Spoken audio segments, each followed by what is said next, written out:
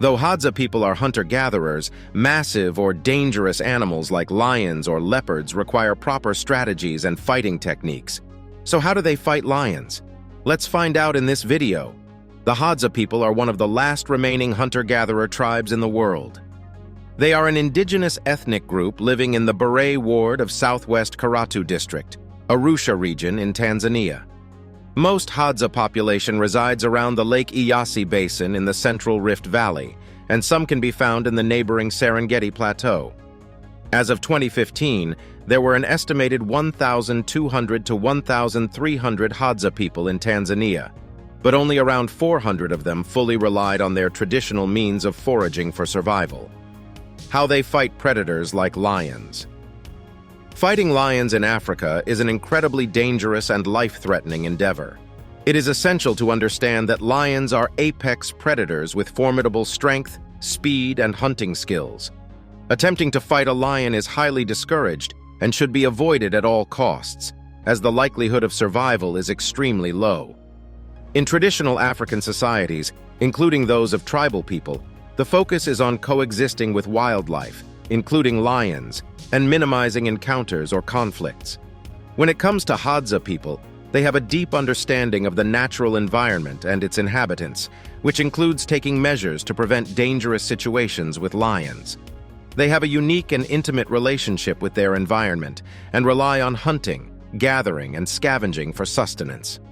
When fighting or dealing with dangerous animals like lions, the Hadza have developed techniques and strategies over generations to ensure their survival.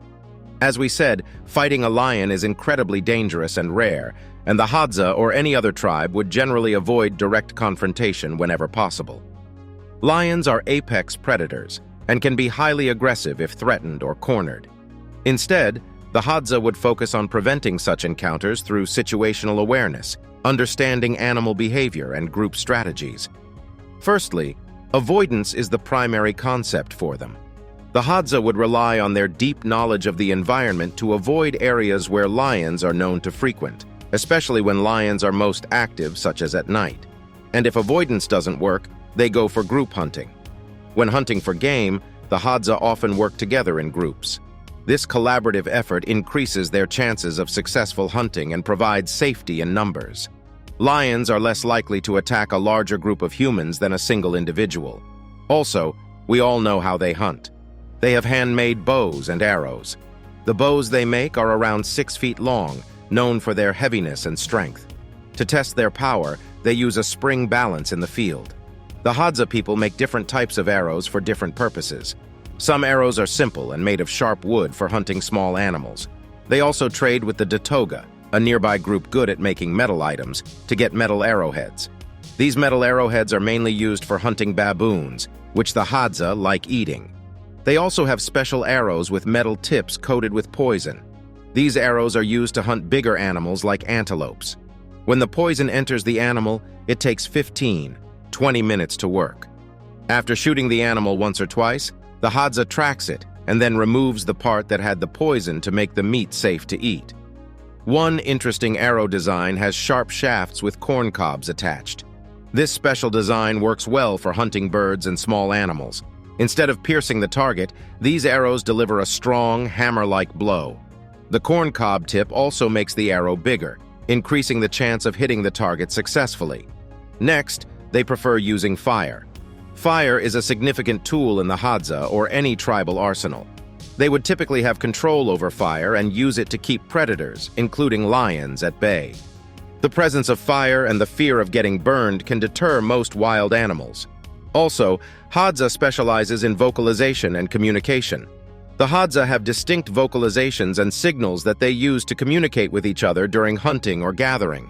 This helps coordinate movements and alert others to potential threats like nearby lions. And when threatened by a lion, climbing up a tree or a rocky outcrop can be a life-saving strategy.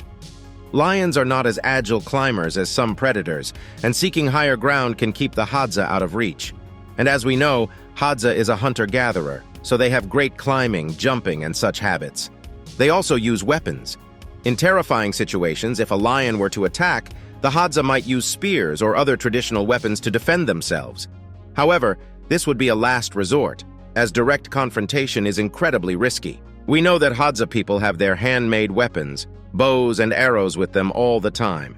Some of them are specially designed to work as weapons during tough times. Finally, they prefer traps and deterrence. The Hadza have an intimate understanding of animal behavior and may set traps or use deterrents to keep predators away from their camps or hunting grounds. Such measures would be used more for smaller predators, as lions are much harder to trap. How is fighting lions easy for the Hadza people? Because they often hunt. Hunting is the primary source of sustenance for the Hadza people. They rely on hunting wild game and gathering wild fruits, tubers, and other plant-based foods to meet their nutritional needs. Several factors contribute to their dependence on hunting. It includes scarcity of agricultural resources. The Hadza inhabit a region with limited agricultural resources, making it challenging to practice farming or herding on a significant scale. As such, hunting and gathering have been essential for their survival throughout their history. Also, nutritional necessity is yet another primary factor. The Hadza's environment may not provide sufficient quantities of certain nutrients and essential elements needed for a balanced diet.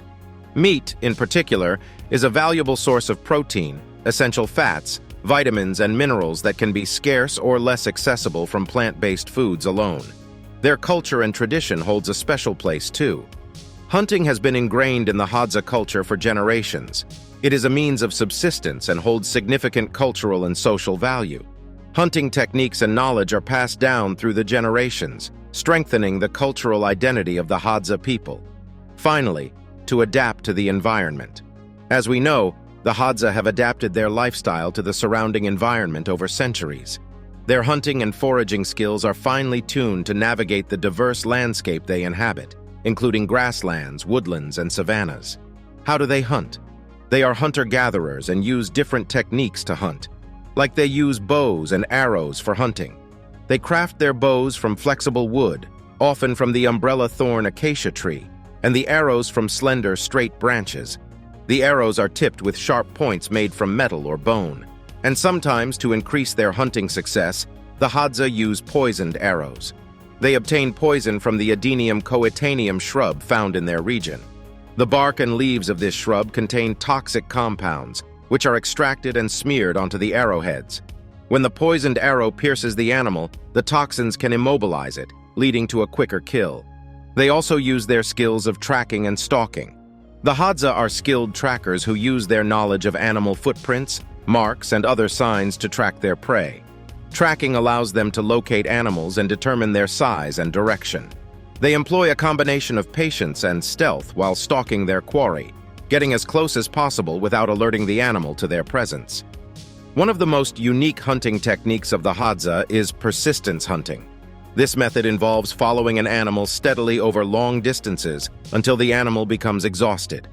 Humans can regulate their body temperature through sweating, giving them an advantage over many animals in endurance. The Hadza use this to their advantage by relentlessly pursuing the animal until it collapses from heat exhaustion or fatigue. The Hadza also employ ambush techniques, especially near waterholes or areas where animals are likely to come to drink. They hide and wait for animals to approach, then use their bows and arrows to take down the prey.